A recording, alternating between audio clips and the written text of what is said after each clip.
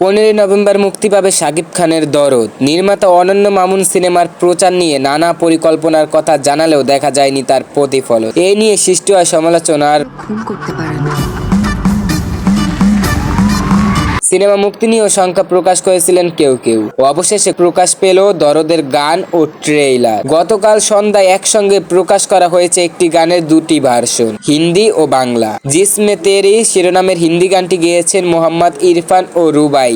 সঙ্গীত পরিচালনা করেছেন আরাফাত মাহমুদ। গানটির বাংলা ভার্সনের শিরোনাম এই ভাষাও। আরাফাত মাহমুদ ও জাহিদ আকবরের লেখা গানটিতে কণ্ঠ দিয়েছেন বালাম ও সিনেমার টেইলার। টিজার ও টেইলার দেখে আন্দাজ করা যায় এই সিনেমায় শাকিবের দুটি অধ্যায়।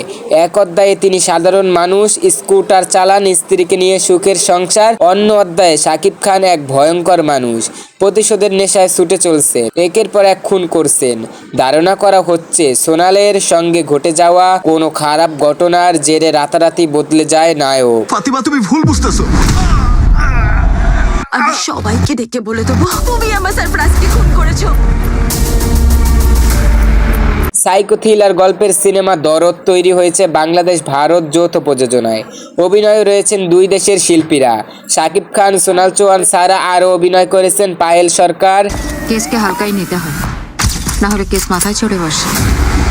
রাহুল দেব, রাজেশ শর্মা, সাপা মারউয়া, ইমতু রাতিশ, বিশ্বজিৎ চক্রবর্তী, রিও প্রমুখ। দরদ নিয়েই 4 বছর পর ঈদ উৎসব ছাড়া মুক্তি পাচ্ছে শাকিব খানের সিনেমা। 15 নভেম্বর বাংলাদেশ, ভারত সহ বিশ্বের 20টি দেশে 4 শতাধিক হলে সিনেমাটি মুক্তি দেওয়া হচ্ছে বলে জানান নির্মাতা।